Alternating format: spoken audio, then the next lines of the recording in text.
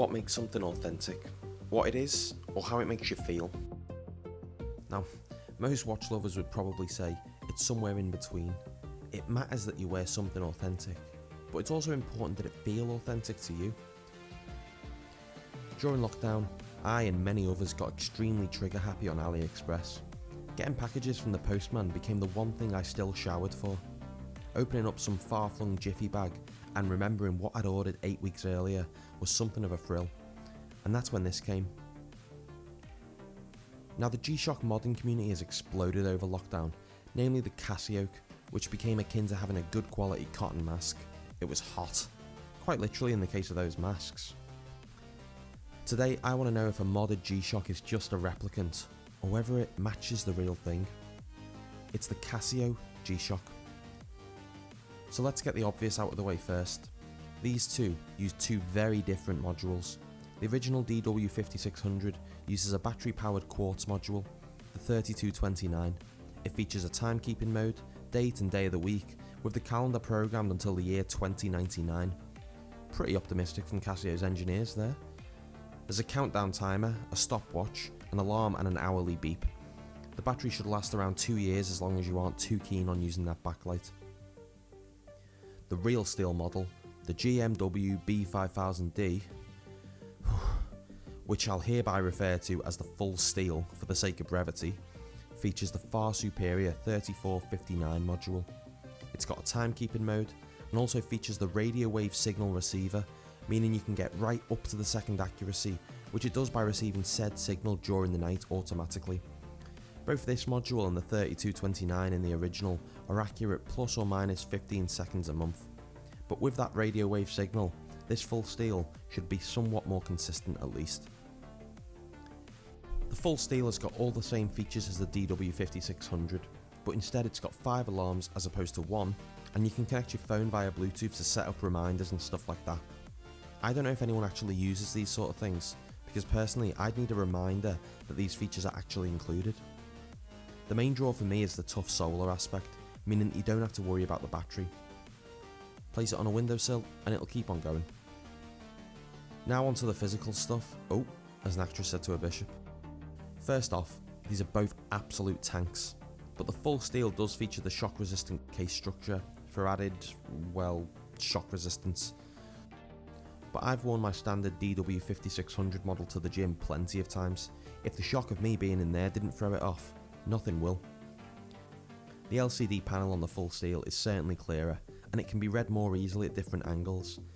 On the other hand, the DW5600 becomes a little faint at certain angles, and you can sometimes see the ghosting of the other lines on the screen, a bit like on those old plasma TVs. Anyone under 30? Ask your parents. The buttons on the full steel are better, probably just because they're bigger, which is something my girlfriend often tells me. The DW5600 ones on the other hand are small, and with the mod case, quite awkward to access. The bracelets on both are just okay, but the full steel real deal bracelet definitely has worse tolerances than the mod kit one. It's, what's the technical term? Jingly jangly? Having said that, the clasp has a far nicer action. It gives you a pretty satisfying click when you engage it. Unfortunately, both clasps don't sit as flush to the bracelet as I'd like. Frankly, on the full steel, the air gap just isn't acceptable. The brushing throughout is pretty good, if unremarkable, but it's here that the full steel and the modded DW5600 kind of lose me. I hate the way the head of the watch is done in full polish, whereas the rest of the watch is brushed. It just creates a contrast that is really jarring. And that becomes more noticeable as the first link of the bracelet doesn't contour, but rather just juts out and makes the effective lug-to-lug length from both watches a pretty insane 60mm. Do not adjust your sets. Here's what I mean. The length means it kind of hangs off either side of my 6-inch wrists. I thought that it might have just been the mod kit that had this issue, but it seems Casio fared no better getting this full steel to drape around the wrist. Now's to something no one has ever said to me in the dark. Let's turn the lights on. The backlight on the DW5600 is that green radioactive looking tone that does the job, but it won't win any beauty awards. But still, clear and legible enough. On the full steel though, the light is bright blue, verging on white, giving it an icy cool glow, making me feel like the Night King when I check the time after dark. Sadly, it only lasts about 2 seconds, much like I would if I was walking beyond the wall. The panel on the full steel features the brick pattern that was part of the original design on the first Casio G-Shock way back in 1983.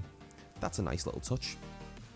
But is that, plus the other physical features and the superiority of the module, enough to make the real full steel a better buy than just picking up a cheap DW5600 and a mod kit off AliExpress? If we break down the prices, you can get the DW5600 for roughly £79 plus a generic G-Shock metal mod kit on AliExpress for around £38, totaling £117 all in.